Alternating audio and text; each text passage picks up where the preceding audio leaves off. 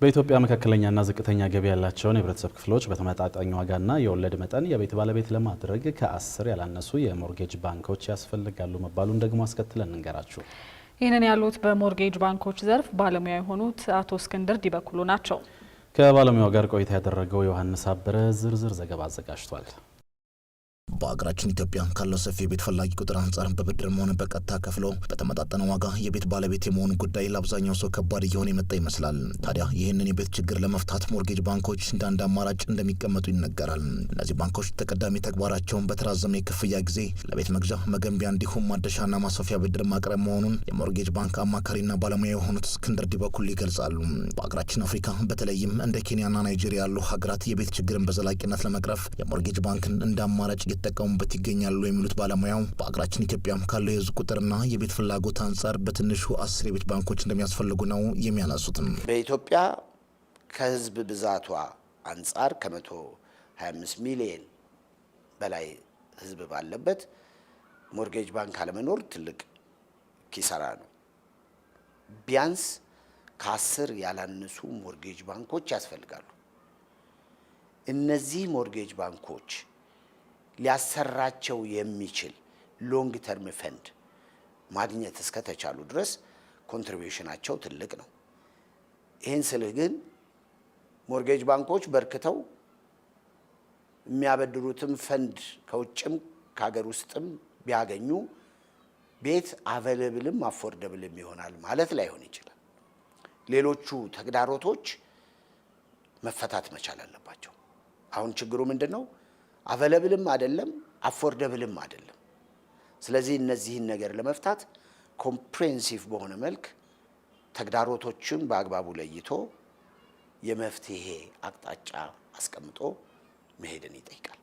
ያኔ ሞርጌጅ ባንኮች ለሃውሲንግ አቬለብሊቲም አፎርደብሊቲም ትልቅ ድርሻ ይኖራቸዋል ማለት ነው። ባለሙያው አክለውም ሌሎች ተግዳሮቶች እንዳሉ ሆነው ባንኮች በቂ የፋይናንስ አቅርቦት ካላገኙ ዝቅተኛና መካከለኛ ገቢ ላላቸው ዜጎች ፋይዳቸው ያን ያህል አይሆንም ባይ ናቸው። እነዚህ ባንኮች የፋይናንስ ምንጮቻቸው ልዩ ልዩ ሊሆኑ እንደሚችሉም የጠቆሙ ሲሆን ከሀገር ውስጥና ከውጭ የፋይናንስ አማራጮች ገንዘብ ካገኙ የቤት ችግርን በከፊል መቅረፍ እንደሚችሉም ነው የሚያነሱት። ሞርጌጅ ባንኮች ሎንግ ተርም ፈንድ ማግኘት መቻል አለባቸው፣ ከሀገር ውስጥም ከውጭም። ለምሳሌ በፊት የሞርጌጅ ባንክ በነበረበት ጊዜ ትልቁን ፈንድ ፈሰስ ያደርግ የነበረው የጡረታ ሚኒስቴር ነው። ከውጭም ደግሞ ፈንዶችን የሚያገኙበት ሁኔታ ነበረ። ለምሳሌ ዓለም ባንክ የሚባሉት ሰፈሮች ዓለም ባንክ ሰፖርት ያደርገው ስለነበረ ነው እና የፔንሽን ኦቶሪቲው ጡረታ ሚኒስቴር በጣም ሎው በሆነ ኮስት በ1% አካባቢ ወለድ ለሞርጌጅ ባንኩ ይሰጠዋል። ሞርጌጅ ባንኩ ደግሞ 4.5% አካባቢ ያበድራል። እንደ ሞርጌጅ ባንክ ከጠየቀኝ ሞርጌጅ ባንክ ኤክሰርሳይዝ ለማድረግ የሎንግ ተርም ፈንድ ከሀገር ውስጥም ከውጭም የሚያገኝበትን አሰራር መዘርጋት ነው። ቤትን አቬለብል ለማድረግ በቂ ነው ወይ ግን ካልከኝ አይደለም። ከዚህ በተጨማሪ አሁን ባለው ሁኔታ የባንኮች ከፍተኛ የወለድ ምጣኔ፣ የመሬት ዋጋ መወደድ እንዲሁም የግንባታ እቃዎች ከውጭ በከፍተኛ ምንዛሬ መምጣትና ሌሎችም ሁኔታዎች ተደማምረው መካከለኛና ዝቅተኛ ገቢ ላላቸው የህብረተሰብ ክፍሎች የቤት ባለቤትነቱን የሩቅ ህልም እንዲሆንባቸው ምክንያት መሆኑን ጠቁመዋል። የመጀመሪያው ተግዳሮት የመሬት አቅርቦት ነው። የመሬት አቅርቦቱ በሊዝ ስለሆነ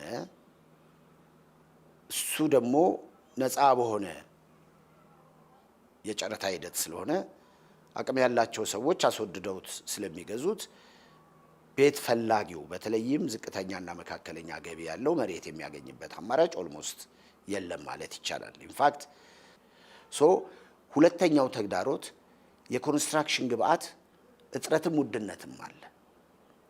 በአብዛኛው እስከ 80% የሚሆነው የኮንስትራክሽን ግብአት ከውጭም ይመጣል። ከውጭ የሚመጣው ደግሞ ዶላር ይፈልጋል፣ የውጭ ምንዛሪ ይፈልጋል። እሱ ደግሞ ቻሌንጅ ነው በእኛ ሀገር አይነት። ባለሙያ አክለውም እነዚህ ችግሮችን ፈቶ ዝቅተኛና መካከለኛ ገቢ ያለውን የህብረተሰብ ክፍል በሞርጌጅ ባንኮች በኩል በዝቅተኛ ወለድ የቤት ተጠቃሚ ለማድረግ ቢወሰድ የሚሏቸውን እርምጃዎችን በተመለከተ ምክር ሀሳባቸውን ሰጥተዋል። ቅድም ያነሳናቸውን ተግዳሮቶች ከመፍታት አንጻር ቅድም እንዳነሳውልህ በቲም መሰራት መቻል አለበት። የመሬት አቅርቦቱን በተመለከተ መንግስት ኢኒሺዬቲቭን ወስዶ ለማን በምን መልክ አቬል ይደረግ የሚለውን በደንብ እየሰሩት ይመስለኛል። ያለኝ መረጃ እሱ ነው። እሱም በደንብ በተለይ ዝቅተኛና ማህበር መካከለኛ ገቢ ያላቸውን ደሞዝተኛ ያልሆነም አሉ በዚህ ካታጎሪ ውስጥና እነሱም በደንብ ለይቶ ስፔሻል ፕሪቪሌጅ ይጠይቃል።